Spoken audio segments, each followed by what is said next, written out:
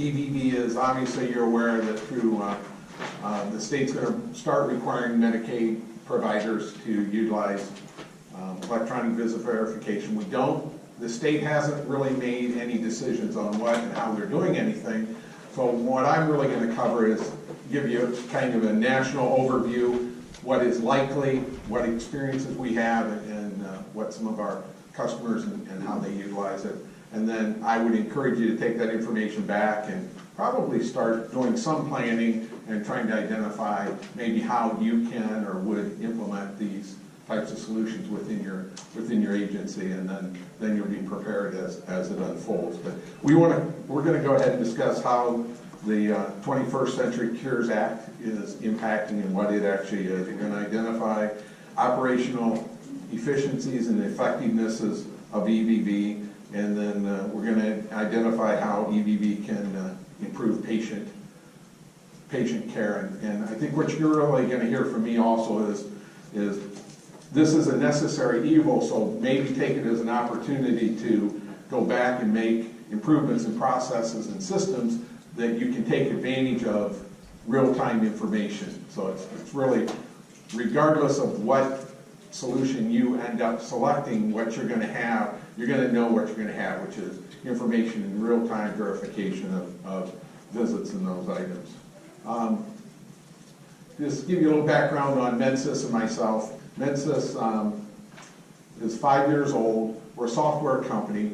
We're really a full software solution. EVV we got involved in because we have some team members with expertise in EVV, and also there are significant efficiency advantages to using electronic visit verification and using real-time information as a service. But and if you look at my team, I owned a large home healthcare agency.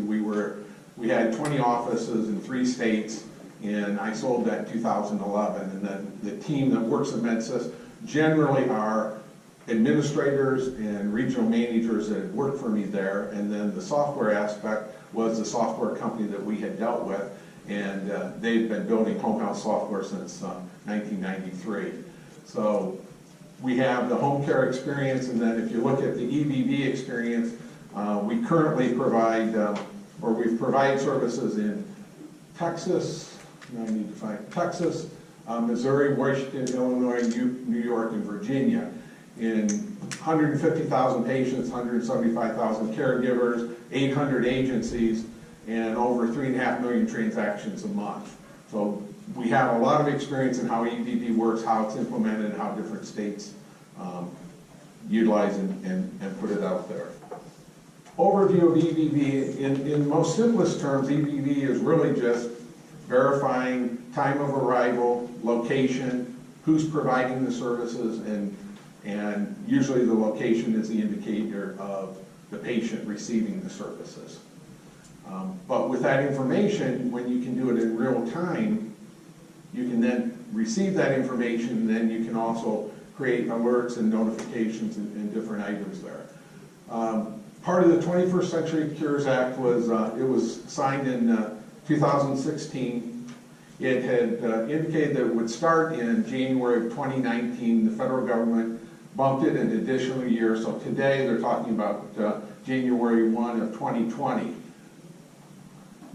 There's not much said about whether it's going to be extended or not at this point.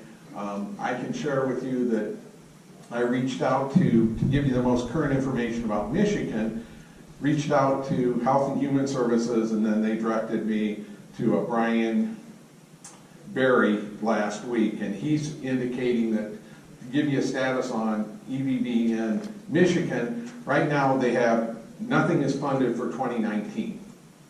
They're anticipating fiscal year 2020 of implementing it. They're sending out an RFI, which is a informational request on what should you do, what type of EVV program should they implement, and as time moves forward, you'll get more information on what they decide and that. So maybe as you leave this meeting, it may give you an idea of what suggestions or ideas or what type of system you may want them to consider to implement. Benefits of EVV, we've talked several times. real time, so you know within seconds of arrival, and then when you have the schedule in there, you're knowing whether it matches up with the schedule. It's very accurate. It improves billing and payments because you have information immediately. It documents the data for you, and that's really why Medicaid is doing it. They're verifying the visits are done and that you're staying for that period of time. Depending on other requirements they put in, they may put in care plan, they may put in verification of services, they may put in authorizations. You have all those abilities to do that with this type of system. The state's going to create a criteria, and then you may choose a vendor that gives you more or greater accessibility of information and be able to utilize it. It creates missed visits, no-show alerts. Again, it can notify you. You can be notified within whatever parameter you want. So if the appointment was supposed to be at 10 o'clock and the caregiver arrives at 10:15, you'll know that they're late if you put a parameter in there that says notify me 5 minutes, 10 minutes, or 15 minutes after that visit. You also have an idea that if a caregiver is going to multiple visits in a given day, and if they're behind in the first visit, they're not going to catch up. But it helps your scheduler, so you can see where a scheduler could have access to information, and they know Sally has a full schedule, they know that she's running behind. They may not, gives you the opportunity to call the patients ahead of time and let them know that Sally's going to be late. It also tells you may not need to overreact to that visit not starting on the designated time. And then however you want or whatever you want as a solution to addressing it, that's what electronic visit provides that information. You can manage authorizations. You can focus on quality. Again, care plan, because you can put in there to identify what services were provided versus what were required for a given visit. Again, very accurate because it is what happened, and promotes certainly excellent oversight of what services are provided. You can access EVV, and just to be real brief, landline is still the most popular, so that's a phone in the home. And mobile is certainly the direction everything's going. Some states allow it, some don't. And then alternative device or a token is the third item, and that's for somebody that doesn't have a landline.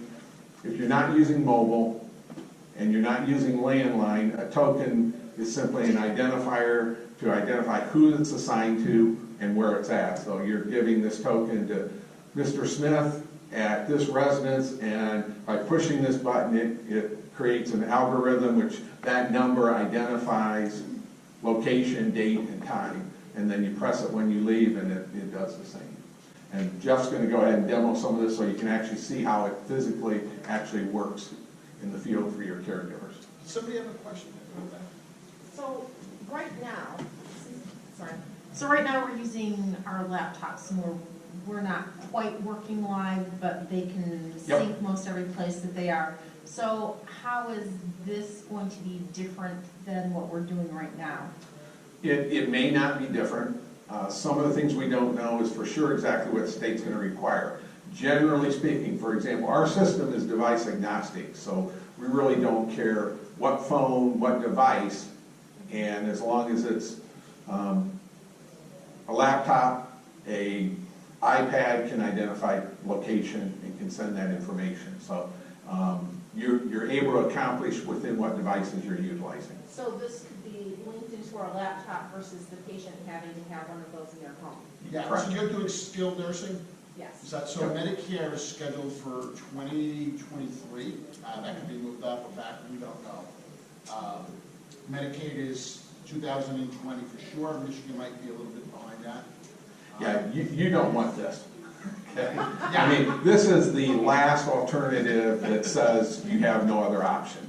I'm just going to tell you, you do not want this. Now, I'm going to tell you, if you look over the history, what's happened a few years ago is this became the dominant provider, and then there's just so many complications with this. This can move.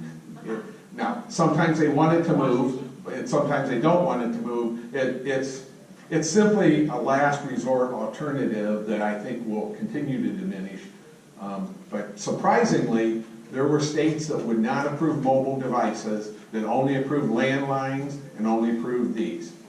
So when that's your only two choices, and then you had this wave where Obama phones went out and you had a decline in landlines, this was the only solution. But yeah, avoid this. And then, but again, some of the, well, that would be my suggestion for you to avoid this. And my suggestion would be to encourage a state to do mobile and approve some of those, because it's just much better, cleaner, and better technology, more accurate and secure. Is anybody using GPS today or mobile data verification? Well, okay, so you're familiar. Okay, great.